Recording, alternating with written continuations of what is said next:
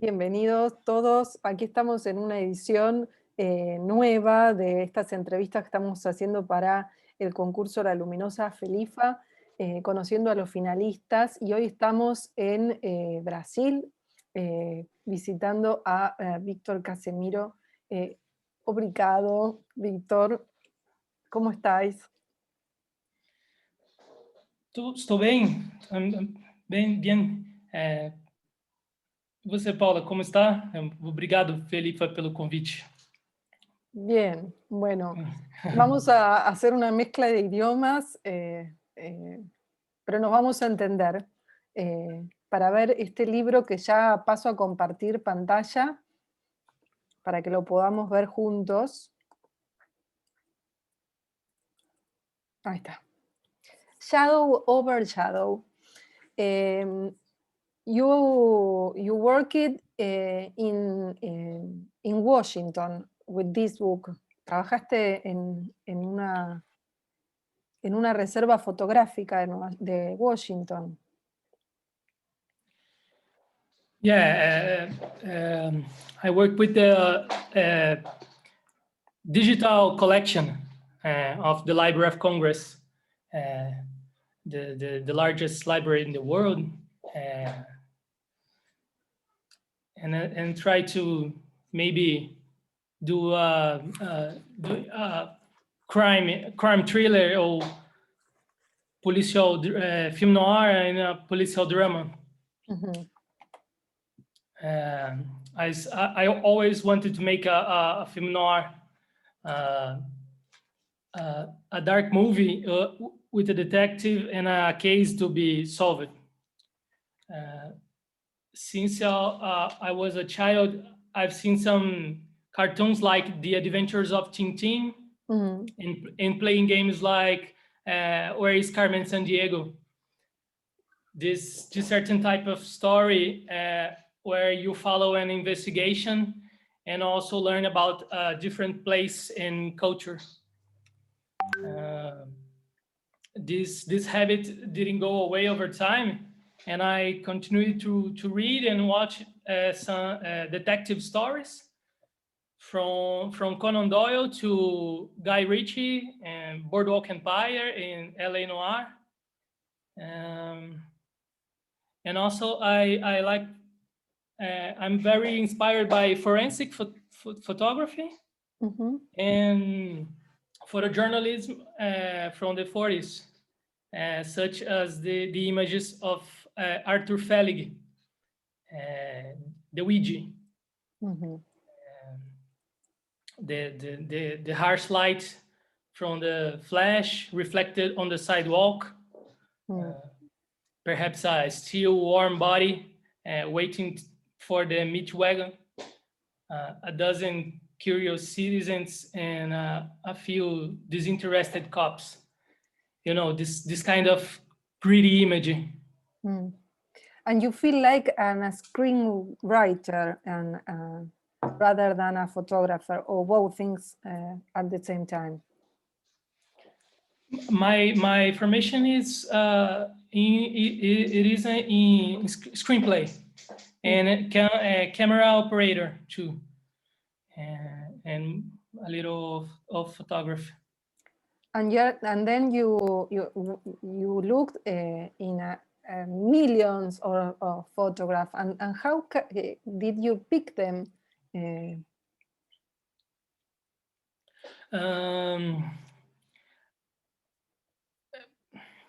Was the story first, and then you pick the photograph, or the story appeared when you have the photographs there in your back, and I see it in the wall? Mm-hmm. Yeah, I started to get interested in photo books about 5 years ago, and always I wanted to make a movie. And it didn't take me long to associate the language of the photo books with the language of cinema. Mm-hmm. I tried to make some short films, but cinema is hard and expensive. Mm-hmm. with that in mind, I thought that I could finally make the movies I wanted, but in the book form. And then for Shadow Over Shadow, I decided to look images in the Library of Congress digital collection. Specifically looking for images made in the US between the 30s and 60s. Images that have the cliches and genre conventions of the film noir, the boxing ring, the blind alley, the interrogation room, La mujer fatal. Of course. The detective. Here we are. With the fedora and the overcoat. It's a classic. The private eye, always smoking. This kind of character. Lovely. In this kind of dark place, and old houses, cheap hotels, boxing rings. And these typical scenes, like from a distance, Detective Dixon hears footsteps. He quickly leaves. Music we need there. Yeah, all these atmosphere, the shadows from the Venetian blinds that imprisons the characters. They smoke from the cigarettes that distorts the vision. Great. It's a languid, very sensual mood. It's a very sexy genre. Yes. Sexy and sexist, for sure. Yes. The femme fatale, for example, in this photo, La Mujer Fatal. She is at the same time a fantasy of the male gaze and also a symbol of the rise of women's liberation.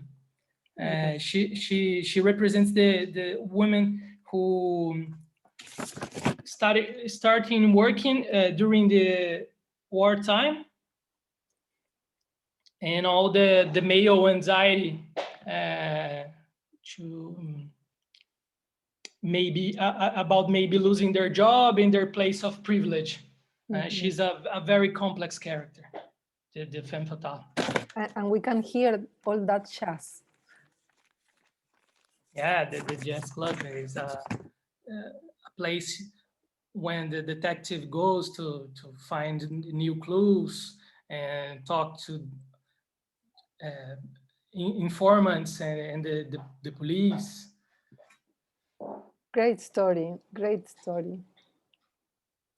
And this dialogue that you imagine, it was a great play, no? To play something to imagine. Yeah, I think I'm interested in these tropes and cliches, the general conventions, how they work together in the construction of the collective imaginary. You know, you look the detective, you know the whole mood, and sometimes you never watch a film noir, but you know. Beautifulness. Yeah, this is the foundation of the project, the book, how the cliches work. Still today. Yeah.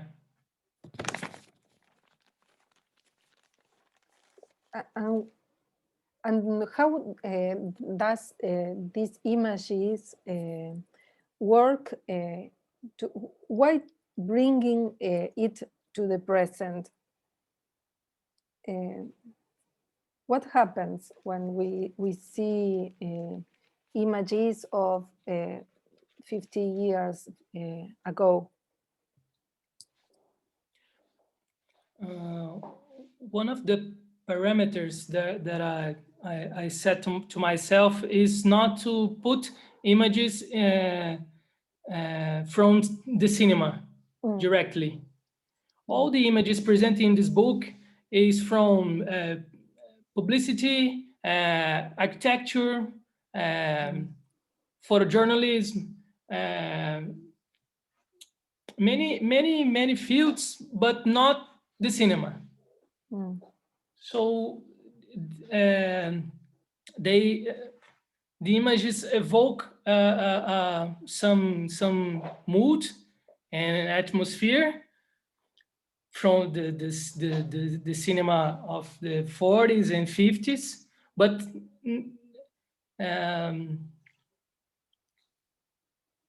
nenhuma delas é do cinema, assim, né? None of them come from the cinema. They are real life. Yeah. And so why this kind of imagery relates to this kind of cinema? In this image evokes one more time the femme fatale, and the detective again, just when he's finally get the final clue, and just walk to the next case. It's always é sempre assim, né? It's always like this. It's just a case, and algo tem outro, sim. Great journey with your book. Beautiful seeing these pictures and going through these histories.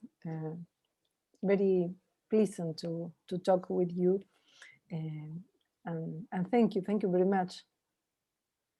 Thank you, Paula. Muito obrigado. Graças obrigado. a toda a equipa FELIFA. Gracias, muchas gracias.